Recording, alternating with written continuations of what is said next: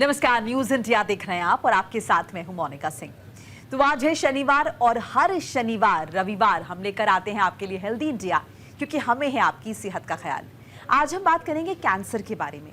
Cancer के cases क्यों लगातार दिन ब दिन बढ़ रहे हैं, साथ साथ कैंसर को लेकर आयुर्वेद में क्या इलाज मुमकिन है, ये भी एक बड़ा सवाल है। सोशल मीडिया पर इन दिनों तमाम लोग आपको ऐसे मिलेंगे जो अलग अलग प्रतिक्रियाएं जिनकी सामने आ रही है, क्यूरोसिटीज़ भी बहुत सारी है। तो ऐसे में देखेंगे कि एलोपैथी में और आयुर्वेद में किस तरह से इलाज कैंसर का किया जाता है, जोखिम इसके क्या है, कारण क्या है, किस तरह से इसका समाधान हो सकता है, क्या कैंसर पूरी तरह से खत्म हो सकता है, कैंसर रिवर्स क्यों होता है। तो ऐसे बहुत सारे सवाल हैं जिनका जवाब ढूंढने की कोशिश करेंगे। हमारे साथ एक्सपर्ट होंगे जो कि आपके सवालों का जवाब देंगे। इस बीच अगर आपके कुछ क्वेश्चंस है, कोई क्यूरोसिटी है, तो फोन लाइन्स हमारी खुली हुई हैं, इनके जरिए आप अपने सवाल पूछ सकते हैं और कोशिश करेंगे आपके सवालों का जवाब देने की। लेकिन सबसे पहले, इससे पहले कि हम डिस्कशन की शुरुआत करें, एक रिपोर्ट आपको दिखाते हैं, देखिए।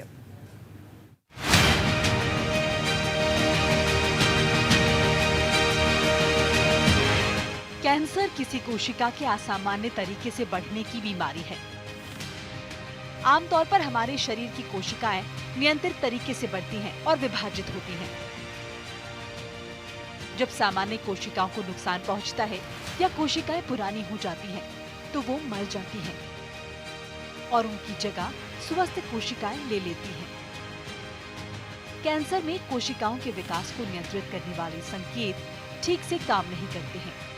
कैंसर की कोशिकाएं बढ़ती रहती हैं और जब उन्हें रुकना चाहिए तो कई गुना बढ़ जाती हैं। दूसरे शब्दों में कहें तो कैंसर कोशिकाएं स्वस्थ कोशिकाओं वाले नियमों का पालन नहीं करती हैं। हर एक कोशिका ऐसे जीन से नियंत्रित होती है जो कोशिकाओं को निर्देश देते हैं कि उन्हें कैसे काम करना है, कब बढ़ना है, कब विभाजित होना है। कैंसर शरीर की अपनी ही कोशिकाओं से विकसित होता है। किसी कोशिका के जीन के भीतर आने वाले बदलाव के साथ ही इसकी शुरुआत होती है। आनुवांशिक बदलाव या म्यूटेशन किसी कोशिका के सामान्य कार्य में हस्तक्षेप कर सकते हैं। ज्यादातर तब्दीलियां नुकसान नहीं पहुंचाती हैं, लेकिन कभी कभी ये कोशिका के विकास को नियंत्रित करने में अड़चन पैदा कर देती हैं। खराब जीवन शैली, माता पिता से मिलने वाली जीन्स में बदलाव, कैंसर पैदा करने वाली चीजों के संपर्क में आना। अपने जीन्स को कंट्रोल करना या उसमें बदलाव करना हमारे बस में नहीं है, लेकिन कुछ कदम उठाकर इसके जोखिम को कम किया जा सकता है। सिगरेट, तंबाकू से दूर रहें, स्वस्थ भोजन खाएं, एक्टिव रहें, स्वस्थ वजन बनाए रखें, शराब पीने की मात्रा सीमित रखें, त्वचा को धूप से बचाएं। एलोपैथी में कैंसर का इलाज दवाओं, रेडिएशन और सर्जरी के जरिए किया जाता है, लेकिन ये डॉक्टर्स तय करते हैं कि आपकी बीमारी में कौन से इलाज की जरूरत होती है। ये इस बात पर डिपेंड करता है कि आपका कैंसर कौन सा है, ट्यूमर कहां पर है, क्या ये कैंसर पहली बार हुआ है या दोबारा, ट्यूमर का आकार कितना है, कैंसर कौन से चरण में है, क्या कैंसर शरीर के दूसरे हिस्सों में फैला है या नहीं, मरीज की उम्र क्या है। हालांकि कैंसर का इलाज बेहद महंगा है। भारत में कैंसर के इलाज में कई गंभीर समस्याएं सामने आ रही हैं, जो रोगियों और उनके परिवारों के लिए चुनौतीपूर्ण साबित हो रही हैं। कैंसर के इलाज के लिए आयुर्वेद को अपनाने का सवाल आजकल अहम मुद्दा है। कई लोग जानना चाहते हैं कि क्या आयुर्वेदिक उपचार सचमुच कैंसर के खिलाफ कारगर है। हालांकि हाल ही में जिस तरह से कांग्रेस नेता और पूर्व क्रिकेटर नवजोत सिंह सिद्धू ने आयुर्वेद के जरिए अपनी पत्नी के कैंसर के इलाज की बात कही है, इसके बाद से सोशल मीडिया पर इससे जुड़े सवालों और प्रतिक्रियाओं की बाढ़ सी आ गई है। हर कोई ये जानना चाहता है कि क्या वाकई में आयुर्वेद में इसका इलाज मुमकिन है। न्यूज़ इंडिया के लिए मोनिका सिंह। तो कैंसर पर आपने रिपोर्ट देखी, अब हम देखेंगे कि आयुर्वेद की दृष्टि से कैंसर क्या होता है और साथ साथ एलोपैथी में कैंसर क्या होता है। तो दोनों ही तरह से जानने की कोशिश करेंगे और दोनों के लिए हमारे साथ एक्सपर्ट भी मौजूद हैं। मैं स्वागत करना चाहूंगी, हमारे साथ प्रोफेसर स्नेहलता डोनाला है, आयुर्वेदाचार्य हैं। आपका बहुत बहुत स्वागत है स्टूडियो में। डॉक्टर आदित्य सरीन भी हमारे साथ जुड़े हैं, कंसल्टेंट है, ऑन्कोलॉजिस्ट हैं। आपका भी बहुत बहुत स्वागत मैं करना चाहूंगी डॉक्टर आदित्य। तो पहले डॉक्टर आदित्य का ही रुख कर लेते हैं। डॉक्टर आदित्य, क्यों इतने ज्यादा केसेस कैंसर के लगातार बढ़ रहे हैं? देखिए, आप अगर आज से 15-20 साल पहले जाएंगे तो इनफैक्ट आप भी इस बात को मानेंगे कि हमने ये शब्द इतना फ्रीक्वेंटली भी यूज नहीं किया था। राइट। और हमारे बचपन के टाइम पे भी ये वर्ड इतना कॉमनली यूज कोई भी नहीं करता था इस वर्ड को। इन द पास्ट 10-20 ईयर्स, जब से आई थिंक, क्योंकि जो ट्रेंड चेंज हुआ वो हुआ है एकदम से जब हम एक इकोनॉमी बने हैं, and we are into the international market. Somehow 1990 के बाद से that trend and the incidence of cancer is slowly is rising.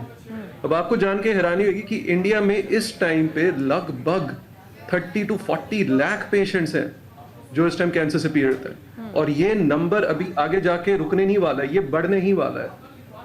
अगर इसी तादाद से बढ़ते रहेंगे तो अगले 25 सालों के अंदर आप मान के चलिए कि हमारे पास आबादी के अंदर कम से कम भी 80-90 लाख तक 80 to 90 लाख पेशेंट्स हमारे के सिर्फ कैंसर के पीड़ित आने वाले हैं। तो उसके अंदर जो सबसे इंपॉर्टेंट है, एक तो मैं ये पॉइंट देख रहा हूँ आजकल, एक जो चीजें हमारे कंट्रोल में नहीं है, जैसे एयर पॉल्यूशन है या वाटर कॉन्टामिनेंट है। आप इसको कितना भी, जब तक पॉलिटिकल विल है या इंसानों के अंदर एक विल आएगी, तब तक हम इसको ठीक ही नहीं कर सकते। आज हम दिल्ली के अंदर बैठ के AQI जो हमारा है वो थाउजेंड्स के अंदर चला जाता है, 1500 में चला जाता है, एंड साइड बाय साइड जो डेवलप्ड नेशंस है उनका AQI होता है 1-2। तो आप समझ सकते हैं कि एक तो हम जो सांस ले रहे हैं वहीं से ही हमारा पॉल्यूटेंट्स जाने शुरू हो चुके हैं, और साथ ही साथ easy accessibility of products like smoking and tobacco, they are readily available, और ये पता है सबको कि इन चीजों से होता है। उस पे फोटो भी बनाई गई है, उसका प्रोपेगेंडा भी होता है, but at the end of the day जिन पेशेंट्स को इसकी लत लग जाती है तो आई थिंक उनको छुड़वाना भी बहुत मुश्किल हो जाता है। तो easy accessibility of some carcinogenic substances can also cause your cancer. So हवा और जो कैंसर कॉजिंग तत्व हैं जैसे स्मोकिंग है, अल्कोहल है, इनके अंदर आप देखिए कि आजकल हर रेस्टोरेंट के अंदर मोस्टली ड्रिंकिंग भी ऑफर की जाती है, और अल्कोहल में एसिटाल्डिहाइड जैसे कार्सिनोजन लेवल 1A एविडेंस हमारे पास अवेलेबल है कि जिन पेशेंट्स को भी वो एसिटाल्डिहाइड जो हमने राइट एंड माई स्टडी के अंदर मॉडल एक्सेप्ट करे तो उनके अंदर कैंसर्स ज्यादा डेवलप हुए। तो आप देखिए, हम सबके पास इंफॉर्मेशन है, बट अनफॉर्चुनेटली हम कंट्रोल नहीं कर पा रहे और हम कुछ कर नहीं पा रहे उसके लिए। तो ऑब्वियसली अगले 10-15 साल में ये नंबर्स बढ़ेंगे, ये कम नहीं होने वाले। बिल्कुल। प्रोफेसर स्नेहलता, आपको क्या लगता है, आप किस तरह से इसको देख रही हैं? आयुर्वेद की दृष्टि से कैंसर क्या है? जी, जैसे सर ने बताया कि 15 से 20 साल में भी ज़्यादा होने हुआ है और आगे भी बहुत ज़्यादा होगा। आयुर्वेद के दृष्टिकोण से अगर देखा जाएगा तो आयुर्वेद में इसको अर्बुद कहा है, यानी कि ये इतने 1000 साल पहले ही इसकी उल्लेखन किया गया है आचार्यों ने। इसका मतलब कहीं ना कहीं तब भी ये कैंसर के सेल्स थे और इसकी बीमारी के बारे में था, लेकिन ये जो इंसिडेंट्स और ये जो ज़्यादा होना ये अभी ज़्यादा होने लगा। और अर्बुद यानी इसको जैसे क्रैब, करकट अर्बुद कहते हैं आयुर्वेद में, और करकट यानी क्रैब, जैसे कैंसर को हम आज के परिप्रेक्ष्य में कहते हैं उसी को हम कर्कटक करके कहते हैं। और इसका ज़्यादा होने का मतलब है जैसे शरीर के जो कोशिकाएं हैं, कोशिकाएं जो है अपनी अपनी अलग अलग तरह के कोशिकाएं होते हैं और अलग अलग तरह के काम करते हैं, कार्य करते हैं, और इसमें उसका एक अपना लाइफ स्पैन होती है। जैसे कि WBC का एक अपना लाइफ स्पैन, RBC के अपनी लाइफ स्पैन, ऐसे लीवर सेल्स की, हार्ट सेल्स की, ब्रेन सेल्स की, हर एक सेल का अपना एक लाइफ स्पैन होता है। उस टाइम तक वो अच्छा काम करने लगते हैं, उसके बाद जो है कहीं ना कहीं उसकी कार्य क्षमता कम होती रहती है। उसमें क्या होगा, फिर ये कोशिकाएं जो है इकट्ठा होने लगते हैं। अलग अलग तरह के इकट्ठा होते हैं। जहाँ संचय होके इकट्ठा होता है तो उसको हम अबनॉर्मल ग्रोथ कहते हैं और उसी को हम अर्बुद कहते हैं। तो आयुर्वेद कहता है कि हर बार जो है कोई भी कोशिकाएं हो, चाहे वो अबनॉर्मल सेल्स है, उसको हर समय हमें क्लीन करते रहना चाहिए, यानी कि bio purification is very very essential. बिल्कुल। डॉक्टर आदित्य, मैं ये समझना चाहूंगी सबसे ज्यादा केसेस कैंसर के कहाँ मिलते हैं, इन द सेंस कि सबसे ज्यादा कैंसर वाले केसेस का कौन से हैं, अगर उसके बारे में जानना चाहे पेशेंट। मैम देखिए, जो मोस्ट कॉमन कैंसर है इस टाइम इंडिया के अंदर वो हेड एंड नेक कैंसर है, एंड ओवरऑल अगर मैं बात करता हूँ, और साथ में फीमेल्स के अंदर तो ब्रेस्ट कैंसर है इस टाइम, जो मैक्सिमम पेशेंट्स हमारे ब्रेस्ट कैंसर से पीड़ित हैं। इसके अलावा अन्य कैंसर्स भी हैं, जैसे आपका स्टमक कैंसर है या कोलोरेक्टल कैंसर्स है और जीआई कैंसर्स हैं, ये मेल्स के अंदर ज़्यादा प्रीडोमिनेंट है। फीमेल्स के अंदर देखने के लिए हमारे पास सर्वाइकल कैंसर है और साथ ही साथ फिर उनके अंदर बाद में lung cancer and colon cancers भी होते हैं, बट ऑब्वियसली उनकी फ्रीक्वेंसी इससे कम होती है। लेकिन जो most common cancer in female है that is breast cancer, and in fact overall भी ब्रेस्ट कैंसर ही है। बिल्कुल। हमारे साथ कुछ और मेहमान भी जुड़े, उनका भी स्वागत कर लेते हैं। हमारे साथ डॉक्टर देवाशीष चौधरी हैं, ऑन्कोलॉजिस्ट हैं। डॉक्टर वीनू अग्रवाल है हमारे साथ, कंसल्टेंट है, मेडिकल ऑन्कोलॉजिस्ट हैं। डॉक्टर गरिमा सिंह भी जुड़ी है हमारे साथ, सीनियर कंसल्टेंट हैं, रेडिएशन ऑन्कोलॉजिस्ट। आप सभी का स्वागत है। डॉक्टर गरिमा, ब्रेस्ट कैंसर का अगर मैं जिक्र करूं स्पेसिफिकली, तो आपको क्या लगता है उसे लेकर अवेयरनेस नहीं है लोगों के बीच, इसलिए ज़्यादा केसेस हैं? क्यों ब्रेस्ट कैंसर डेवलप होता है, रीज़न क्या आप मानती हैं आप?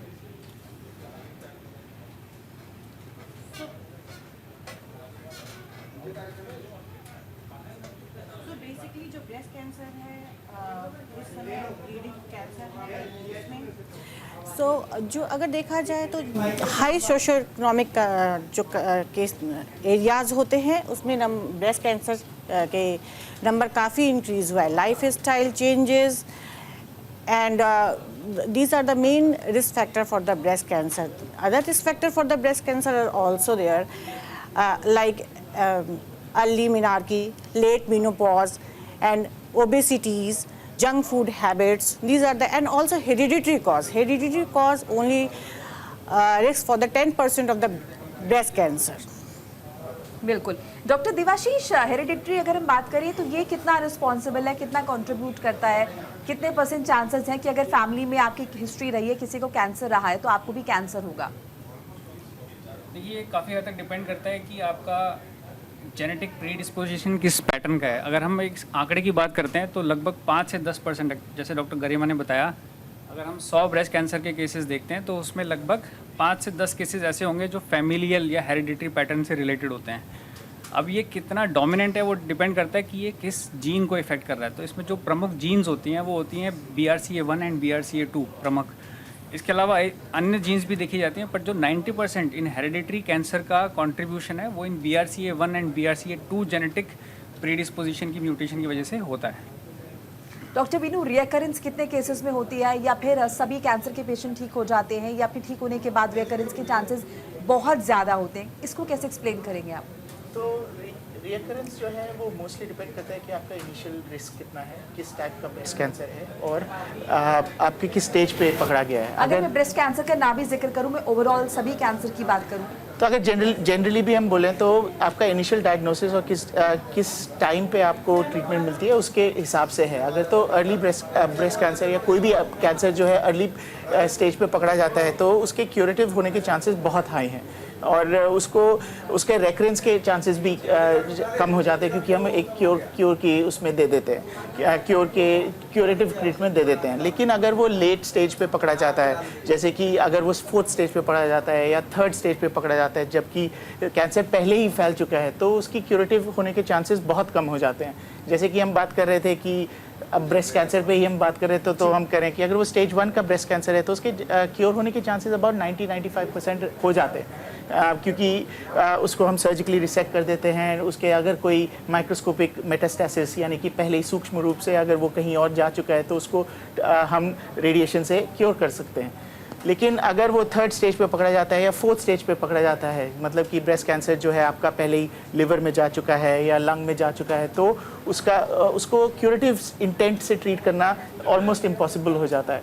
दूसरी बात ये है कि आफ्टर स्टेज ऑल्सो कि किस तरह का कैंसर है, जैसे कि अगर पैंक्रियाटिक कैंसर है इट इज़ या स्मॉल सेल लंग कैंसर है, वो पहले ही इतना स्मॉल या अर्ली स्टेज में भी फैल चुका होता है कि उसको क्यूरेटिव करना बहुत मुश्किल हो जाता है।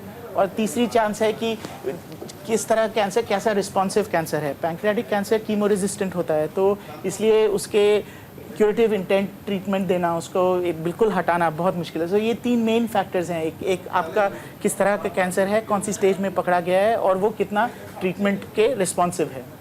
ठीक है, और ये पकड़े जाने के लिए, डायग्नोस करने के लिए पहले अवेयरनेस आपके अंदर भी होनी चाहिए, वो सिम्टम्स भी आपको पता होने चाहिए ताकि आप डॉक्टर को कंसल्ट कर सके। डॉक्टर आदित्य, तो कौन से वो मेन सिम्टम्स हैं अगर हम कॉमनली देखें जिसके बारे में सबको पता होना चाहिए, अवेयरनेस होनी चाहिए कि अगर ऐसा कुछ भी आप महसूस करते हैं अपने शरीर में तो आपको किसी एक्सपर्ट को दिखाना है?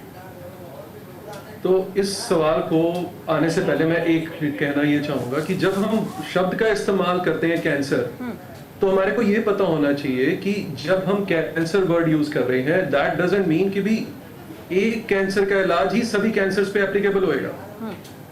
Every cancer is a different cancer, number 1। Number 2, अगर मेरे पास 10 पेशेंट या 100 पेशेंट सेम कैंसर के भी आ रहे हैं, फॉर एग्जांपल 100 पेशेंट मेरे ब्रेस्ट कैंसर के भी हैं, 99 में नहीं, इनफैक्ट 100 के 100 पेशेंट्स की जो ट्यूमर प्रोफाइल होगी ना वो डिफरेंट होगी। So it's like every tumour has their own fingerprints. So हमारे लिए जो प्रिडिक्शन मॉडल्स आते हैं वो हर पेशेंट के लिए अलग आते हैं, एंड डेफिनेटली स्टेज तो एक बहुत बड़ा इंपॉर्टेंट पैरामीटर है। तो हम हर पेशेंट को यही सलाह देते हैं कि अगर आपका कोई भी कैंसर है, पहले तो आप जो आउटसाइड नॉइज है, क्योंकि सलाह देने वाले जैसी कैंसर का नाम आता है तो बहुत सारे आ जाते हैं कि जी उस कैंसर में ये हुआ, इस कैंसर में ये हुआ, तो वो अवॉइड करना बहुत जरूरी है। अगर मैं बात करता हूं कि हमारे को सिम्टम्स क्या करने हैं, तो हम मेल्स एंड फीमेल्स दोनों को अलग करके डिस्कस करते हैं। फीमेल्स के अंदर जो मोस्ट कॉमन कैंसर है इंडिया में, जैसे ब्रेस्ट कैंसर है, तो ब्रेस्ट के अंदर किसी भी फीमेल को अगर लंप महसूस हो रहा है, निपल से डिस्चार्ज आ रहा है, या फिर ब्रेस्ट की स्किन चेंज हो रही है, या बगल में कोई गांठ महसूस हो रही है, ऐसे कहीं पे भी कोई सिम्टम आ रहे हैं, और इनफैक्ट अगर फैमिली हिस्ट्री पॉजिटिव है, तो आपको डेफिनेटली एक बार अपने लोकल फिजिशियन या फिर सर्जन को दिखाना चाहिए। Second most common cancer in females is cervix uteri. यहाँ पे अगर कोई भी एबनॉर्मल ब्लीडिंग आती है पोस्ट मेनोपॉज में, या फिर इंटरपोज करते टाइम बहुत पेनफुल प्रोसेस होता है, that these 2 indications can give you an idea कि सर्वाइकल कैंसर की रूप में भी देखा जा सकता है। और उसके लिए अगेन सिम्टम पता होना बहुत जरूरी है। ओवेरियन कैंसर जनरली बहुत वेग होता है, उसके अंदर जब भी हमारे पास पेशेंट्स आते हैं वो ऑटोमेटिकली एक थोड़ी सी एग्रेसिव या एडवांस स्टेज के अंदर प्रेजेंट करते हैं, क्योंकि इसमें सिम्टम बड़े कम होते हैं। और जब सिम्टम आते हैं, या तो पेट के अंदर एकदम खिंचाव आना, फूलापन रहना, हल्का फुल्का पेट में दर्द रहना, तो जनरली लेडीज इसको हमारे सेटिंग में इग्नोर करती हैं, जिसकी वजह से मोस्टली जो सीए ओवरी हमारे जो ओवेरियन कैंसर वाले पेशेंट्स होते हैं वो स्टेज 3 और 4 के अंदर हमारे को मिलते हैं। बट आपको जान के हैरानी होगी, तब भी हमारे पास जो क्योर रेट्स हैं वो लगभग to the tunes of more than 85 to 90% है। And that is why ovarian cancer एक इकलौता ऐसा कैंसर जिसमें हम स्टेज 4 के अंदर भी सर्जरीज ऑफर करते हैं, जब हम उनकी बीमारी को बहुत श्रिंक कर देते हैं। अब बात अगर हम पुरुषों की करें, तो पुरुषों में जो मोस्ट कॉमन कैंसर है वो लिप एंड ओरल कैविटी है, जो हेड एंड नेक हमारा आता है। इसके अंदर कोई भी अगर इंसान तंबाकू सेवन कर रहा है और मुंह के अंदर एक सफेद पैच आता है, फिर वो पैच धीरे धीरे करके वो क्रॉनिक इन्फ्लामेशन होती है, फिर वहां पे कैंसर बनने का रिस्क होता है। अगेन सबसे पहले अगर आपका ओरल हाइजीन मेंटेन्ड है तो आपको इससे डरने की जरूरत नहीं है, लेकिन आपको ये स्मोकिंग एंड टबैको जैसे हार्मफुल तत्वों का अवॉइड करना है। आपको जान के रहनी होगी इस टाइम इंडिया में जो डाटा है लास्ट, उसमें इस टाइम पे लगभग हर साल 1 लाख नए पेशेंट्स हमारे को मिल रहे हैं हेड एंड नेक कैंसर के।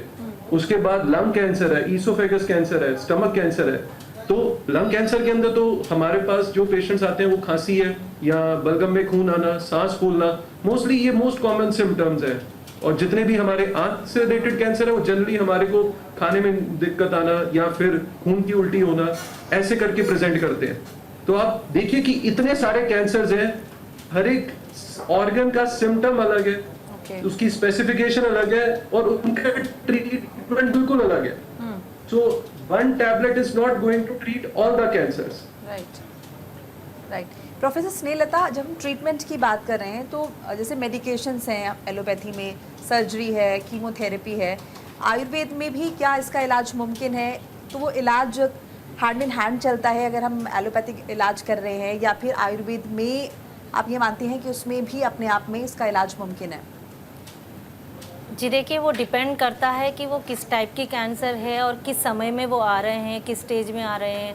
अगर जल्दी आते हैं तुरंत ही, और कुछ पर्टिकुलर जैसे सर बता रहे थे कि पैंक्रियाटिक जैसे कैंसर्स होते हैं वो थोड़ा रेसिस्ट ज़्यादा करते, तो हमें डिपेंड करेगा कि किस टाइप का है, कहाँ है, और रोगी बल क्या है और रोग की बल क्या है। अगर रोग की बल यानी कि कैंसर की बल ज़्यादा है तो हमें रिस्पॉन्ड करना थोड़ा दिक्कत करेगा, तो उस समय में हमें इंटीग्रेटिव अप्रोच मतलब एलोपैथिक के या सर्जरी, कीमो, रेडियो के साथ साथ में और आयुर्वेदिक के साथ चलती है तो वेल एंड गुड है। अगर जल्दी आते हैं और तो हमारे पास जो है पंचकर्मा थेरेपीज होते हैं जो बॉडी को डिटॉक्स करने वाले, उसके साथ साथ में रसायन चिकित्सा होती है, रिजुविनेशन थेरेपी, यानी कि सेल्स की इम्यूनिटी को बढ़ाते हैं, और वो मतलब अलग अलग तरह के रसायन थेरेपी होते हैं with respect to specific organ या with respect to specific system, मतलब सिस्टम वाइज इस तरह से होता है। जैसे फिर भी ऐसा नहीं कह सकते हैं कि हर एक पेशेंट जो है रिस्पॉन्ड करेगा और कैंसर मुक्त हो सकता है, वो अलग फिर से डिपेंड करता है, क्योंकि एक एक पेशेंट जो है अलग अलग रिएक्ट करेगा। क्योंकि देखिए, जैसे रूल्स एंड रेगुलेशंस हर चीज़ का होता है, वैसे ही अपना डिसीज़ का भी एक अपना रूप होता है, कैंसर का एक अपना रूप होता है, तो उसकी रेगुलेशंस भी अलग होते हैं, तो उसमें हमें साथ साथ इंटीग्रेटिव अप्रोच अच्छा रहेगा। डॉक्टर गरिमा, किस तरह से हम फेजेस इसके जो है डिवाइड करते हैं कि अब इस फेज में आ गया है कैंसर या फिर इससे ज़्यादा है, सो सिम्टम्स सेम रहते हैं, सीवियर हो जाते हैं ज़्यादा, कैसे आप इसको डिफाइन करेंगे? सो बेसिकली जो कैंसर की स्टेजिंग होती है, एक तो ट्यूमर स्टेज, जो उसके ड्रेनेज एरियाज होते हैं, nodal stage, and metastatic, body के किसी अदर पार्ट में जाना। अगर हम ब्रेस्ट कैंसर का ही एग्जाम्पल लेते हैं तो ट्यूमर का साइज़ क्या है, 3 सेंटीमीटर से कम है या 3 सेंटीमीटर से ज़्यादा है, उसके अकॉर्डिंग हम ट्यूमर की स्टेजिंग करते हैं, T1, T2, T3, T4। Drainage area में जाना, जैसे लिम्फ नोड कहते हैं, कि वो आर्मपिट के एरिया में गया है या लोअर नेक एरिया में गया है, according to that N0, N1, N2, N3। किसी बॉडी के अदर पार्ट में जाना, लाइक लंग में या ब्रेन में, that is a metastatic, M1 disease बोलते हैं। किसी और पार्ट में पहुंच जाता है तो this is a stage 4 disease. If it confined to the only breast area, this is a stage 1 and goes into the nodal area. Different nodal areas के अकॉर्डिंग ही स्टेज 2 and 3 को डिवाइड किया जाता है। तो basically this is a combination of these two, tumour, node and metastatic areas. तो चर्चा हमारी जारी रहेगी कैंसर पर, और इस बीच अगर आपके कुछ सवाल हैं तो फोन लाइन्स हमारी खुली हुई हैं, आप फोन कर सकते हैं, अपने सवालों के जवाब दे सकते हैं, क्यूरोसिटी अगर कोई है तो वो भी जान सकते हैं। एक छोटा सा ब्रेक लेना होगा, फौरन हासिल करें। ब्रेक के बाद स्वागत है आप सभी का, आप देख रहे हैं हेल्दी इंडिया, और आज हम चर्चा करें कैंसर के बारे में। तमाम एक्सपर्ट हमारे साथ मौजूद है, कॉलर भी जुड़े हमारे साथ। त्रिनारायण तिवारी हमारे साथ जी सर, गुजरात से। बहुत बहुत स्वागत है आपका, अपना सवाल पूछिए सर। हाँ सर, मैं बोल रहा हूँ मेरे मुंह में छाले हैं। Hello sir. जी सुन पा रहे हैं आपको, सवाल पूछिए सर। मेरे मुंह में छाले हैं और मुझसे कुछ खाया नहीं जाता। मैं जीवा अनुसंधान बड़ौदा में जाकर के दवाई लाया, लेकिन वहाँ से भी कुछ मुझको रिजल्ट अच्छा नहीं मिला। और यहाँ मैं रेलवे में सर्विस करता था, रिटायर हो गया हूँ। यहाँ भी मैंने दवाई लिया एलोपैथिक का, लेकिन यहाँ कुछ मतलब नहीं निकला। तो मैं आपका टीवी में देख रहा था, एड देखा, उसी एड देख करके फोन किया हूँ। तो आप तो जी, तो एलोपैथी के विषय में जानना चाहते हैं आप या फिर आयुर्वेद के विषय में? नहीं, आयुर्वेद से ही मैं सोच रहा हूँ। एलोपैथिक से मैं दवाई लेकर के परेशान हो गया, मैं नहीं चल रहा हूँ। तो आयुर्वेद से ही मैं इलाज चाहता हूँ कि मेरे मुंह में छाले हैं और मुझसे कुछ खाया नहीं जाता। आप इलाज कर सकते हैं क्या? ठीक है, प्रोफेसर स्नेहलता जी। सर, आप डायबिटिक हैं क्या? जी, आप डायबिटिक हैं, शुगर है आपको? नहीं, शुगर और बीपी कुछ नहीं है। पेट साफ रहता है? पेट तो साफ हो जाता है, तो जो साफ रहता है पेट के लिए तो दिक्कत नहीं है। स्मोकिंग वगैरह करते हैं या अल्कोहल या स्मोकिंग? जी स्मोक करते हैं आप, शराब पीते हैं, ऐसा कोई शौक है आपका? नहीं सर, शराब का शौक नहीं है। मैं तम्बाकू खाता था लेकिन अभी छोड़ दिया हूँ। कभी कभार जो है जरा सा तम्बाकू मुंह में रख लेता हूँ। ये पान गुटखा बंद कर दिया, पहले खाता था। ठीक है, तो आप ऐसे करिए, एक तो बहुत लाइट फूड लेना करिए, मिर्च मसाले वाले चीज़ें ज़्यादा नहीं लेना है आपको। और तंबाकू का ही ये असर है, पिछले कई सालों से आपने किया है लेकिन अब इस वक्त नहीं ले रहे हो, लेकिन फिर भी ये असर जो है आपका पिछले का है। अभी आपको ओरल हाइजीन मेंटेन रखना होगा। आप नियर बाई कोई आयुर्वेदिक आचार्य के पास जाइए, आप एक बार एग्जामिन करेंगे वो। और उससे पहले आपको एक मुलेठी मिलती है, हाँ मुलेठी लाया हूँ सर। मुलेठी का चूरन जो है आप शहद में मिला के आप उसको लगाते रहिए मुंह में पूरा। अच्छा। इसको 7 दिन करिए। और साथ में जो है कोई भी एसिडिटी बनाने वाले कोई भी आहार ऐसे मत लीजिए और पेट को साफ रखिए। फिर भी अगर ठीक नहीं होते तो फिर आपको आसपास जाके एक बार चेकअप करवाना होगा। ठीक है। सिस्टमिक लेवल पे भी एक बार चेकअप करवाना होगा। ठीक। हम उम्मीद करते हैं कि आपको आपके सवाल का जवाब मिल गया होगा। इसी तरह से अगर आपकी भी कुछ क्यूरोसिटीज़ हैं, कुछ सवाल हैं तो पूछ सकते हैं। मंच है, प्लेटफॉर्म है और फ़ोन लाइन्स हमारी खुली हुई हैं। डॉक्टर देवाशीष, रिकरेंस के बारे में आप क्या कहेंगे? क्या ये माने कि ठीक से इलाज नहीं हो पाता है पहली दफ़ा, जो सेल्स हैं, जो कैंसर है वो बॉडी से नहीं निकल पा रहा है, इसलिए रिकरेंस हो जा रही है? देखिए, कैंसर का एक सक्सेसफुल ट्रीटमेंट होने के लिए ये बहुत इस चीज़ पे डिपेंड करता है कि जो आपकी स्टार्टिंग स्टेज है वो क्या रही है। तो कैंसर में जो प्रमुख स्टेजेस होती हैं, हम 4 स्टेजेस में डिवाइड करते हैं उसको, stage 1, stage 2, stage 3 and stage 4। जैसे जैसे ये स्टेज बढ़ती जाती है उतना ही कैंसर पे कंट्रोल आना थोड़ा मुश्किल हो जाता है। यानी कि अगर मैं इसको इस तरह बताऊं, स्टेज 1 और स्टेज 2 में क्योर रेट काफ़ी हद तक बहुत अच्छे रहते हैं, 90% के ऊपर रहते हैं। जो पेशेंट की स्टार्टिंग स्टेज रहती है काफ़ी हद तक वही डिसाइड करती है कि रिकरेंस कितने होंगे। जैसे जैसे स्टेज बढ़ती है मल्टी मोडालिटी ट्रीटमेंट की भी ज़रूरत पड़ती है। यानी कि हमारी जो प्रमुख ट्रीटमेंट विधियाँ होती हैं कैंसर से संबंधित, वो होती है एक पहली सर्जरी, दूसरा रेडिएशन ऑन्कोलॉजी, तीसरा मेडिकल ऑन्कोलॉजी। यदि हम स्टेज 1 या स्टेज 2 में किसी कैंसर को पकड़ते हैं तो ज़्यादातर एक विधि से काम हो जाता है, या वो सर्जरी हो या वो रेडिएशन हो। जैसे जैसे ये स्टेज बढ़ती जाती है ज़्यादा विधियों की ज़रूरत पड़ती है। यानी कि एक मल्टी मोडालिटी ट्रीटमेंट जिसमें आपकी सर्जरी भी ज़रूरत पड़ेगी, रेडिएशन की भी ज़रूरत पड़ेगी और कीमो की भी ज़रूरत पड़ेगी। ठीक है। जब एक स्टेज के बियॉन्ड ये चला जाता है तो ये एक थ्योरी बताई जाती है कि कैंसर के सेल्स सर्कुलेशन में होंगे और कीमो से ये ख़त्म हो जाने चाहिए। पर कभी कभी ये सेल्स इस तरह से म्यूटेट हो जाते हैं कि कैंसर की जो थेरेपी इनमें दी गई है, कीमोथेरेपी, उन सेल्स के ऊपर ये काम नहीं कर पाई और ये सेल्स वहीं रह गए। तो over a period of time जिस जगह पे जाके ये इम्प्लांट बनाते हैं, ये उस टाइम पे तो नहीं मिलेगा, पर जब इस इम्प्लांट का साइज़ बढ़ता रहता है समय के साथ, तब ये किसी स्कैनिंग में, जैसे पेट स्कैन है या CT स्कैन में पकड़ में आता है, तब हम उसको रिकरेंस डिफाइन करते हैं। तो अगर इसको समराइज़ करने के लिए मैं बताऊं तो काफ़ी हद तक ये डिपेंड करता है कि एक तो पेशेंट की स्टेज क्या है और दूसरा पेशेंट ने ट्रीटमेंट कंप्लीट किया है कि नहीं। यदि कोई पेशेंट अपना ट्रीटमेंट बीच में छोड़ देता है, जैसे कि कोई सर्जरी करी, सर्जरी के बाद हमने बताया कि जी आपको आगे रेडिएशन लगना है या कीमो लगना है, पेशेंट ने अगर वो ट्रीटमेंट नहीं ली तो उस ट्रीटमेंट के हिसाब से, उस स्टेज के हिसाब से वो ट्रीटमेंट इनकम्प्लीट है। तो जब इनकम्प्लीट ट्रीटमेंट होता है उस सिचुएशन में भी रिकरेंस ज़्यादा होता है। ओके, हमारे साथ एक कॉलर जुड़े हैं, राजेंद्र है हमारे साथ गाजियाबाद से। राजेंद्र जी, बहुत बहुत स्वागत है आपका, सवाल पूछिए अपना।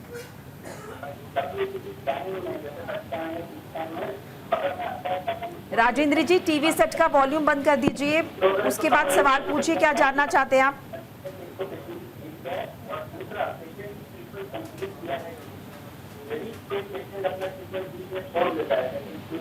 स्पीकर फोन पे कुछ नहीं सुन नहीं पा रहे। हाँ, राजेंद्र जी, आप फिर से जुड़ने की कोशिश कर सकते हैं। हमारे साथ एक और कॉलर है पंजाब से, अशोक जुड़े हैं हमारे साथ। अशोक जी, स्वागत है, सवाल पूछिए। नमस्ते सर जी। जी, मैंने पूछना अपने, मैं ना तंबाकू लगाता था। क्या नहीं कर पाते आप? यही कैंसर के बारे में पूछना चाहता हूँ। मेरे को, मैं तंबाकू लगाता था तो डॉक्टर ने मेरे को बोला भी आपको कैंसर है। और मैंने MRI करवाया तो उन्होंने बोला भी कोई डरने की बात नहीं है, अगर आप आगे से तंबाकू खाएंगे तो हो सकता है। तो इसलिए मैं पूछना चाहता हूँ डॉक्टर साहब से, मेरे अंदर ये तो ठीक हो गया जहाँ तंबाकू लगाता था, वाइट था, अभी मैं आगे क्या करूँ? ठीक है डॉक्टर अग्रवाल। देखिए ऐसा है कि आपको सबसे पहले तो ये है कि तंबाकू का सेवन बिल्कुल छोड़ना पड़ेगा, चाहे वो और आप खाते हैं या स्मोक करते हैं, किसी भी चीज़ से अभी भी अब और आगे फ्यूचर में बिल्कुल बंद करना पड़ेगा। दूसरा, ऐसी कोई चीज़ ना करें जिससे आपका कैंसर का रिस्क बढ़े, जैसे कि लोग सिगरेट छोड़ के वो ले लेते हैं, क्या स्मोक इनहेलर्स, क्या that is called puffs, vapes, thanks, vapes ले लेते हैं, तो उससे और सोचते हैं कि वो उससे नहीं होगा, तो वो कम करना है। दूसरा, अपनी जांच ठीक से कराएं कि और रेगुलर डॉक्टर के संपर्क में रहें कि अगर वो जो लीजन है, अगर वो जो आपका स्पॉट है वो नहीं जा रहा है या वो बढ़ रहा है, तो उसका दोबारा चेकअप करवाने जाएं। डॉक्टर के संपर्क में ध्यान से रहें और कोई भी मेडिसिन, चाहे आयुर्वेदिक या एलोपैथिक, बिना डॉक्टर के एडवाइस के मत लें। बिकॉज चीज़ें जो मेडिसिन्स हैं वो इंटरैक्ट करती हैं आपस में और आपके लिए नुकसानदेह हो सकती हैं। बाकी व्यक्तिगत रूप से अगर आप कोई कंसल्टेशन चाहते हैं तो आप किसी भी मेडिकल ऑन्कोलॉजिस्ट या किसी एक जनरल सर्जन से मिल सकते हैं, उसे आगे इन्वेस्टिगेशन के लिए देख सकते हैं। हम उम्मीद करते हैं सर कि आपको आपके सवाल का जवाब मिल गया होगा। तो कैंसर के केसेस लगातार देश में बढ़ रहे हैं। डॉक्टर सरीन, जैसे कि पहले भी हम जिक्र कर रहे थे कि पहले के मुकाबले केसेस बहुत ज़्यादा बढ़ गए। सो ऐसे में ये भी बड़ी दिलचस्पी लोगों की जानने में कि कैंसर का इलाज बावजूद इसके इतना एक्सपेंसिव क्यों है, और शायद इसी वजह से अब लोगों का रुझान हम कहें या फिर कहें कि ट्रेंड कहें या फिर आप सोशल मीडिया का ज़माना है, तो चूँकि बहुत जल्दी हमें वो प्रतिक्रियाएँ लोगों की मिल जाती हैं कि लोग आयुर्वेद का भी अब जिक्र कर रहे हैं और तलाश रहे हैं उसमें भी कि शायद वहाँ पर कुछ ऐसा हल मिले। हालांकि आयुर्वेद खुद भी मानता है कि अगर आपकी स्टेज सीवियर है तो आपको एलोपैथी का भी एलोपैथी की जरूरत पड़ती है। ओके, सो मैम ये ना एक ऐसा क्वेश्चन है, let me try to start and give you an example. आप हमारे कंट्री का इस टाइम पे कैंसर का ट्रीटमेंट बजट देखिए और इस टाइम पे अमेरिका, एक जो विकसित देश है, उसका ट्रीटमेंट बजट देखिए, कहीं पर ड्रास्टिक डिफरेंस मिल जाएगा। निक्सन जब आए थे अमेरिका में तो उन्होंने कैंसर रिसर्च के लिए एफडीए को उसको सेंट्रल पावर्स दे दी थी कि आप कैंसर रिसर्च के लिए जितनी भी फंडिंग चाहिए आप करिए। जब एक देश अपनी जीडीपी का एक मेजॉरिटी हिस्सा रिसर्च में लगाएगा और यूएस जैसे देश से जो दवाइयां बन के आ रही हैं, तो आप इंडिया के अंदर हम ये कह ही नहीं सकते कि आप उन दवाइयों को सस्ता करिए अनटिल अनलेस कि वो दवाई इंडिया में बने। तो सबसे पहली बात ये समझनी पड़ेगी कि भी जो mostly costly treatment of cancer है, that is with the monoclonal antibodies which are not being produced in India as of now due to the patents. यानी कि जिस कंपनी ने, फॉर एग्जांपल कोई भी XYZ कंपनी है जिसने अपना एक मॉलिक्यूल बनाया है, जब तक उसका पेटेंट एक्सपायर नहीं होता तब तक उसकी कॉस्ट ज्यादा रहती है। लेकिन एक बारी जैसे ही वो पेटेंट गया और इंडियन कंपनीज ने उसको मैन्युफैक्चरिंग शुरू करी, उसकी कॉस्ट ड्रास्टिकली डाउन आती है और ऐसा सो एक तो चीज है कि जब एक कंट्री वो बना रही है तो वो अपना रिसर्च के लिए भी तो आगे उसको ग्रांट चाहिए, वरना वो अगला मॉलिक्यूल कैसे ढूंढेंगे या अगली तरक्की कैसे होएगी। हम अगर बात करते हैं कीमोथेरेपी की, तो इस टाइम पे अगर आप कीमो की कॉस्ट की बात करेंगे तो जो effective cost of the chemo drug है that is not more than 5 to 10,000 rupees. In fact कुछ कीमोथेरेपी तो मैम 500 या 800 रुपीज में भी आ रही है। It is just the matter की where the patient is taking the treatment in which select sub growth. So जो कॉस्ट ऑफ कीमो है, I can say it very confidently that most of the chemos cost less, but then again it depends upon the tumor, it depends upon the situation. My statement cannot be used blanket की जी हर cancer के अंदर doctor Sarin ने बोल दिया आज cancer का इलाज सस्ता होता है तो सस्ता होता है। But I am trying to say कि जो कॉस्ट ऑफ कीमोथेरेपी है that is very well manageable. जो पहले एक टाइम पे बहुत ज्यादा था अब वो उतना नहीं है। नाउ अब साइंस ने और तरक्की करी, ऑब्वियसली इंडिया के अंदर भी जो तरक्की आती है वो बाहर के देशों से ही आती है। हमारी जो गाइडलाइंस है एज सच हम खुद अभी बना रहे हैं। हाल ही में हमने एक अभी अर्ली ब्रेस्ट कैंसर के लिए गाइडलाइंस अपनी पब्लिश करी है ISMPO के अंदर। अब हमारी जो मेन गाइडलाइंस है वो एनसीसीएन गाइडलाइंस है या एस्मो गाइडलाइंस है, ये यहाँ तो अमेरिकी देशों की है या यूरोपियन देशों की है, उन्हीं की गाइडलाइंस हम फॉलो कर रहे हैं। उसके अंदर जब हम ट्रीटमेंट और विकसित हुआ तो कीमो के बाद नेक्स्ट ट्रीटमेंट आया टारगेटेड थेरेपी का। टारगेटेड थेरेपी के अंदर जो सबसे इनोवेटिव मॉलिक्यूल्स, जैसे मैं बात करूं रिटुक्सीमैब है जो लिम्फोमा में एक मेजर पिलर है ट्रीटमेंट का, या फिर हरसेप्टिन है, ट्रास्टुजुमैब जैसे ब्रेस्ट कैंसर में है। आज से 20 साल पहले जब ये मॉलिक्यूल्स आए थे तो 6-6 लाख के थे, और आज आप मार्केट में जाएंगे आपको 10-12 हजार के अंदर मिल जाते हैं ये। ऐसा क्यों हुआ? क्योंकि वो पेटेंट ऑफ हुआ और कॉस्ट उसकी कम हुई। अब नेक्स्ट मॉलिक्यूल्स आ रहे हैं, इम्यूनोथेरेपी आ रही है और एंटीबॉडी ड्रग कॉन्जुगेट्स आ रहे हैं। जब तक इनके पेटेंट ऑफ नहीं होंगे मैम, और वो आपकी कंपनी जब मान लो जो प्राइमरी कंपनी है जब उसका पेटेंट ऑफ हो जाएगा, और इनफैक्ट इंडिया में ट्रायल्स इस टाइम ऑन है, इनफैक्ट हमारे पास ही ट्रायल्स हैं जहां पे इम्यूनोथेरेपी इंडियन कंपनीज अब प्रोड्यूस कर रही हैं। अगले 1-2 साल के अंदर इम्यूनोथेरेपी की कॉस्ट भी कम हो जाएगी। बट कैंसर का जो इलाज है जी वो इवॉल्विंग इलाज है, जिसके अंदर नई पे नई newer advances keep on coming. आपको जान के हैरानी होगी कि जब हम पढ़ाई करते हैं कैंसर की, हमारी कोई बुक नहीं होती, और इनफैक्ट अगर बुक होती भी है तो जब तक हम पास करते हैं अगले ही दिन वो पावर होती है कि पूरी बुक चेंज हो जाए, बिकॉज इतनी ज्यादा रिसेंट एडवांसेस हो रही हैं। पिछले दिन की एडवांसमेंट और आज के दिन की एडवांसमेंट में you can have entirely different projection. Doctor Salim, मैं रोकना चाहूंगी, कॉलर हमारे साथ जुड़े हैं, काफी देर से इंतजार कर रहे हैं, मैं रुकना चाहूंगी। कॉलर हमारे साथ है, आहूजा जी हैं, सनी आहूजा है, बहुत बहुत स्वागत है, सवाल पूछिए अपना। हाँ मैम, एक्चुअली मेरे छाती में एक ब्लैक स्पॉट है। पहले कोई 15-20 साल पहले एकदम छोटा, बिल्कुल पॉइंट के बराबर, अभी थोड़ा बढ़ गया है वो ब्लैक स्पॉट मेरे छाती में। तो क्या हो सकता है ये? डॉक्टर गरिमा, आप देना चाहेंगे इसका जवाब? हाँ जी। सो बेसिकली आप कह रहे हो कि 15-20 साल से आपकी छाती पे एक ब्लैक स्पॉट है। हाँ, नहीं, एक ब्लैक स्पॉट बिल्कुल एकदम पॉइंट छोटा था बिल्कुल, अब वो थोड़ा बढ़ के कोई थोड़ा उसका डायमीटर थोड़ा बढ़ गया है। ठीक है, इसमें कोई पेन आपको हो रहा है या कलर चेंज हुआ है? नहीं, कुछ भी नहीं, कोई ना पेन ना कुछ कलर। हाँ, मैं वेटनोवेट लगाया था जो स्किन क्रीम है वो चला गया, लेकिन फिर थोड़ा आ गया। वो तरीके से नहीं लगाया था मैं, 2-3 दिन लगाया तो चला गया, फिर वो आ गया फिर वो दोबारा। अच्छा, सो अगर कोई भी छाती पे स्किन पे ब्लैक स्पॉट होता है जिसका कलर चेंज हो रहा है या साइज में इंक्रीज कर रहा है या उसमें कोई रीसेंट पेन डेवलप हो रहा है, तो उसे इन्वेस्टिगेट कराना ज़रूरी होता है, क्योंकि इस तरीके के स्पॉट जो है स्किन कैंसर के लिए भी जिम्मेदार होते हैं। तो आप इसको, अगर ये पहले से काफ़ी बढ़ गया है तो एक बार इसको इन्वेस्टिगेट करा लीजिए। चलिए, हम उम्मीद करते हैं कि आपको आपके सवाल का जवाब मिल गया होगा। प्रोफेसर स्नेहलता जी, जैसे कि हम एलोपैथी में देखते हैं क्या क्या तरीके होते हैं इलाज के, सो आयुर्वेद में आप किस तरह से इलाज कैंसर का करते हैं?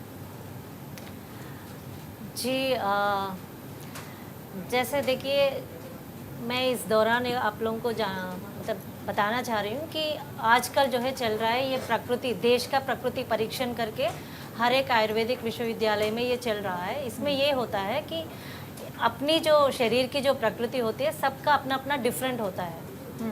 इवन दो हम लोगों को देखने में सब लोग एक जैसे रहते हैं, लेकिन अपनी जो जेनेटिक मटेरियल जो है अलग होती है और हम लोग अलग जैसे रिएक्ट करते हैं। तो सभी लोग जो है अपने आसपास के, मतलब जितना ज़रूरत हो उतना आप लोग जाइए और वहाँ पे अपना शरीर के बारे में जानिए, और उससे क्या होगा, आपको काफ़ी हद तक जो है इन्फॉर्मेशन मिल जाती है कि हमें जो है क्या आगे जाके क्या बीमारियां आ सकते हैं, अगर आएंगे तो हमें कैसे उससे बचाव कर सकते हैं, और कौन सी आहार लेने से हमें नुकसान कर सकते हैं और कौन सा हमारे लिए हितकर है, तो ये आप जान सकते हैं। और दूसरा, सीज़न के अकॉर्डिंग जो है मुझे किस तरह से बिहेव मतलब होना है, ये सारे जानकारी आपको अपनी प्रकृति जानने के बाद जो है आपको मिल सकता है। ये एक तरह से जैसे देश का संविधान चलता है, जैसे कॉन्स्टिट्यूशन जो रूल्स मतलब बाइंड होते हैं, उसी तरह से हमारा अपना शरीर का प्रकृति जानना बहुत ज़रूरी है। और इससे जो है हम इलाज भी जो है इसी के ऊपर डिपेंड होती है, क्योंकि हर एक कैंसर के ट्रीटमेंट एक जैसा नहीं होता है। उसमें हम कहीं ना कहीं अपनी शरीर की प्रकृति को देखते हुए क्या सूटेबल होगा, क्या नहीं सूटेबल होगा, कौन सा मेडिसिन देने से आपका बॉडी कैसे रिएक्ट करता है, उसी पे डिपेंड होता है। और अलग अलग तरीके के ट्रीटमेंट्स हैं, लेकिन सबसे पहला ट्रीटमेंट मैं सभी के लिए कहती हूँ कि पंचकर्मा थेरेपी यानी कि शोधन थेरेपी हम कहते हैं, बॉडी को डिटॉक्स करना बहुत ज़रूरी है, चाहे वो कैंसर के पेशेंट हो या बिना कैंसर के भी हो, क्योंकि हमारा खान पान से कहीं ना कहीं जो है टॉक्सिन्स जमा रहते हैं और उसे शरीर से निकालना बहुत ज़रूरी है। और वे अधिकतर जो है हमें या तो स्किन से मतलब स्वेट के द्वारा निकलती है, या किडनी से निकलती हैं, या इंटेस्टाइन से निकलता है, या नहीं तो लंग से निकलता है, या लिवर से। ये स्किल हम ईजिली याद करने के लिए आप स्किल SKILL, तो इनमें से जो निकलने वाले चीज़ों को अगर हम टाइमली निकाल दें, वो केवल और केवल पंचकर्मा थेरेपी से होती है, खासकर आयुर्वेद की मैं बात कर रही हूँ। तो इसको आप लोग हर 3 महीने में या 6 महीने में करते रहेंगे तो कोई भी अबनॉर्मल सेल जो है ग्रोथ अगर शुरुआत होती है तो वो जल्दी निकल जाएगी, अगर वो इकट्ठा हो रहा हो तो वो कम होने के चांसेस होगा। और इसके साथ साथ में अगर हम एलोपैथिक की ट्रीटमेंट करेंगे तो काफ़ी जल्दी ठीक होने का संभावना मिलता है। डॉक्टर देवाशीष, क्या कुछ केसेस में कैंसर एक दूसरे से फैलता भी है? फिर से बताएंगे, दोहराएंगे सवाल? कैंसर क्या किसी एक शख्स से दूसरे शख्स में फैल भी सकता है, ये भी चांसेस होते हैं? कैंसर उस किस्म की बीमारी जिसको हम नॉन कम्युनिकेबल डिजीज़ में कहते हैं। परिवार में किसी सदस्य को यदि कैंसर है तो आप उसके साथ अगर मिल बैठ के बैठते हैं या कहीं घूमने जाते हैं या साथ बैठ के खाते भी हैं तो आपके कैंसर होने की संभावना 0 के बराबर रहती है, क्योंकि ये एक नॉन कम्युनिकेबल डिजीज़ है। और कैंसर को लेकर और क्या कुछ ऐसा है कि जो आपको लगता है कि लोगों को पता होना चाहिए, क्योंकि लगातार उसके केसेस बढ़ रहे लेकिन कहीं ना कहीं अभी भी वो अवेयरनेस शायद लोगों के बीच नहीं है? आई थिंक कैंसर के लिए सबसे पहले ये जानना ज़रूरी है कि कैंसर की स्क्रीनिंग आती है, कुछ कैंसर की जो हम स्क्रीन कर सकते हैं और अर्ली स्टेज में पकड़ सकते हैं, जैसे कि ब्रेस्ट कैंसर का ब्रेस्ट मैमोग्राफी है, जो कि महिलाओं के लिए ब्रेस्ट मैमोग्राफी हर साल मैमोग्राम 40 साल की उम्र से ज़्यादा जो महिलाएं हैं उनको एक ब्रेस्ट मैमोग्राम करवाना चाहिए। दूसरा जो है सर्वाइकल स्क्रीनिंग, सर्वाइकल कैंसर के लिए screening. There are preventive measures जो कि हम कर सकते हैं, जैसे कि सर्वाइकल कैंसर के लिए HPV का इंजेक्शन आता है, जो कि बच्चों को 13 साल के बच्चों को लग जाना चाहिए, उससे प्रिवेंशन होता है। तीसरा है कि लाइफस्टाइल मेजर्स, एक तो अपना बॉडी वेट ठीक रखना, खाने पीने का ठीक रखना, then smoking which is the most important thing, कि स्मोकिंग नहीं करनी चाहिए, और स्मोकिंग अगर कर रहे हैं तो बंद करनी चाहिए, जिससे आपका कैंसर का रिस्क बहुत कम हो सकता है। और तीसरी चीज़ है अल्कोहल। यानी आपका ओरल कैंसर की बात हो रही है? नहीं, स्मोकिंग और tobacco use is the single most common culprit. यहाँ से जो टोबैको रिलेटेड कैंसर्स होते हैं वो आपके माउथ के टिप से लेकर द अदर एंड सारे कैंसर्स कर सकते हैं। सो स्मोकिंग रिलेटेड जैसे माउथ का, टंग का, गले का, उसके बाद पेट का, क्या बोलते हैं आपका इंटेस्टाइन्स का, ये सारे जो कैंसर्स हैं दे आर स्मोकिंग रिलेटेड। और उनके जो चांसेस हैं, जो उनके इंसिडेंट्स हैं स्मोकिंग से बढ़ते हैं। तो इसलिए smoking not only causes your oral cancers and mouth cancers but it also causes increased risk of other cancers. So इसलिए stopping smoking completely is the single most thing that you can do to decrease your risk of cancer. और liquor को इसके लिए कितना responsible मानते हैं आप? Liquor का अत्यधिक use is also not very good. So जो नॉर्मल हम स्टैंडर्डाइज कहते हैं 1 यूनिट पर डे जो आप ले सकते हैं, लेकिन जो अत्यधिक यूज़ है वीकेंड में बिंज ड्रिंकिंग और जो कि लिवर में काफ़ी असर करता है, तो वो जो है आपके कैंसर का रिस्क बढ़ा सकता है। तो moderate use of alcohol, ideally no alcohol, but moderate use of alcohol is the thing to do for decreasing your risk in cancer. Doctor Sunny, inactivity कितनी ज़्यादा मतलब इसके लिए रिस्पॉन्सिबल है? जैसे कि कहा जाता है कि जितना ज़्यादा एक्टिव रहेंगे उतनी आपकी बॉडी हेल्दी रहेगी। सो कैंसर के केस में ये कितना इम्पॉर्टेंट है? देखिए, कैंसर जब बनता है तो उसमें एक कारण जो होता है कि जो देखिए एबनॉर्मल सेल आपकी और मेरी बॉडी हर एक के अंदर बन रहे हैं, बट हमारा जो नॉर्मल इम्यून सिस्टम है वो पिक कर लेता है उन सेल्स को जो एबनॉर्मल है, and that is why they are able to mount a defence against it, उसको नष्ट कर देता है। देखा यह गया है कि जिन पेशेंट्स के अंदर ओबेसिटी या फिर फिजिकल इनएक्टिविटी जैसी इश्यूज क्रिएट हो रहे हैं, वहाँ पे इम्यून सिस्टम रेगुलेशन में हमारे को प्रॉब्लम आती है, जिसकी वजह से जो एबनॉर्मल सेल पहले इम्यून सिस्टम रिकॉग्नाइज कर पा रहा था वो रिकॉग्निशन बंद हो जाती है। दूसरा, ओबेसिटी के साथ साथ इनफैक्ट जब जिन पेशेंट्स का सेंट्रल ओबेसिटी यानी कि पेट के अंदर जो जिनका जैसे कहते हैं कि भी पेट के अंदर जो बहुत ज़्यादा फैट है, उनके अंदर भी देखा गया है कि जो कुछ कैंसर्स की तादाद है, स्पेशली फीमेल्स के अंदर ब्रेस्ट कैंसर है या कुछ स्टडीज के अंदर यूट्राइन कैंसर भी आया हुआ है, उन केसेस के अंदर भी ये एक पॉजिटिव कॉजुअल लिंक एस्टैब्लिश्ड है। So this is one of the most modifiable risk factor in the breast cancer, क्योंकि जो फैट सेल्स हैं they contains good amount of hormones as well, और वहाँ पे कार्बोहाइड्रेट रिच सोर्स होता है। So the science is still evolving. मेरे हिसाब से तो अगर जितना आपकी बॉडी एक्टिव रहेगी उतना आपका इम्यून सिस्टम प्राइम रहेगा, क्योंकि वियर एंड टियर ज्यादा होता है। जब आप रन करते हैं या एक्सरसाइज करते हैं तो आपकी कैलोरी कंजप्शन और आपके सेल्स का ब्रेकडाउन एक्स्ट्रा होता है एज कंपेयर टू कोई पेशेंट या हम लोग जैसे सीट पे बैठे हुए हैं। जितना ज्यादा आपका इम्यून सिस्टम बेटर होएगा उतना ज्यादा उसके पिकअप रेट रहेंगे हमेशा कैंसर सेल्स को ढूंढने के लिए और उससे फाइट करने के लिए।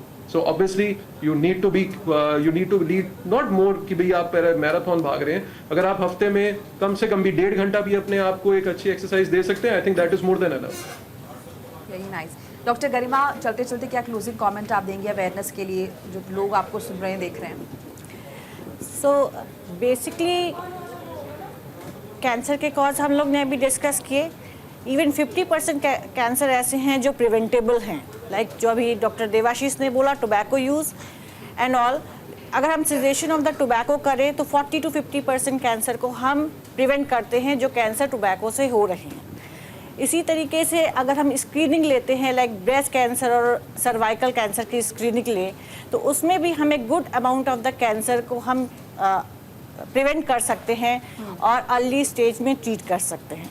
सो this November month, like 7 November को इंडियन गवर्नमेंट ने वर्ल्ड कैंसर डे घोषित किया है अवेयरनेस बढ़ाने के लिए। अवेयरनेस मतलब अवेयरनेस अबाउट योर बॉडी, अपने बॉडी को जानिए, समझिए, एक्सरसाइज कीजिए, हेल्दी लाइफ स्टाइल अपनाइए, जंक फूड से दूर रहिए एंड अवेयर रहिए। डॉक्टर देवाशीष, आपके क्लोजिंग कमेंट्स? देखिए, मैं हमेशा एक चीज़ में बिलीव करता हूँ, cancer is curable if detected early. तो अर्ली डिटेक्शन के लिए एक तो मास स्क्रीनिंग होती है, जिसमें कि एक सरकार द्वारा एक प्लान बनाया जाता है कि आपकी इस पॉपुलेशन का जब ये एज ग्रुप हो जाता है तो ये स्क्रीनिंग होनी चाहिए। हम हालांकि हमारे देश में ये हो पाना एक मास स्केल पे बहुत मुश्किल है, पर हमारे देश में जो हम लोग कर सकते हैं वो एक अर्ली डिटेक्शन अवेयरनेस के थ्रू हम घर घर जाके या न्यूज़ चैनल के ज़रिए या फिर मास मीडिया के ज़रिए ये खबर लोगों तक पहुंचा सकते हैं कि कैंसर के क्या सिम्टम होते हैं, और यदि इस किस्म के सिम्टम लगते हैं तो किन से मिलना चाहिए। क्योंकि WHO का एक बहुत अच्छा चार्ट है, उसमें यह भी बताया गया है कि एक तो पेशेंट की तरफ से गलती होती है कि पेशेंट के जो सिम्टम होते हैं वो कई समय तक छुपे रहते हैं, वो सही टाइम पर इलाज तक नहीं पहुंच पाता। दूसरा ये होता है कि जिसके पास वो पहुंचता है वो भी समझ नहीं पाता कि ये किस किस्म की बीमारी है। पहले उनको एंटीबायोटिक या मामूली दवाई से ट्रीट किया जाता है। जब वो ट्रीटमेंट से क्योर होने की स्टेज में होते हैं, वो स्टेज निकल चुकी होती है। जब तक वो ऑन्कोलॉजिस्ट के पास आते हैं, हमारे पास लगभग 75% मैं कहूँगा कि जो स्टेज हम देखते हैं वो स्टेज 3 या स्टेज 4 होते हैं। अर्ली स्टेज हमारे पास आती नहीं है, और उसका एक कारण ये है कि कहीं ना कहीं पेशेंट की तरफ से भूल होती है, और कहीं ना कहीं जो ट्रीटिंग फिजिशियन है या ट्रीटिंग डॉक्टर्स हैं या फिर जो लोग उनको फर्स्ट हैंडल करते हैं वो समझ नहीं पाते कि ये क्या बीमारी है। राइट, अवेयरनेस बहुत ज़रूरी है। बिल्कुल, क्योंकि पहले लोग फिजिशियंस के पास ही जाते हैं, जाहिर है। बहुत बहुत शुक्रिया आप सभी मेहमानों का हमारे साथ जुड़ने के लिए, अपनी कीमती राय हमारे दर्शकों के साथ साझा करने के लिए। उम्मीद करते हैं कि आज के प्रोग्राम से आपने बहुत कुछ सीखा होगा। इसी के साथ आज के लिए हेल्दी इंडिया में फिलहाल इतना ही। फिर मुलाकात होगी अगले हफ्ते एक नई समस्या के साथ, निश्चित तौर पर समाधान भी लाएंगे। तब तक के लिए दीजिए इजाजत। आप देखते रहिए न्यूज़ इंडिया। नमस्कार।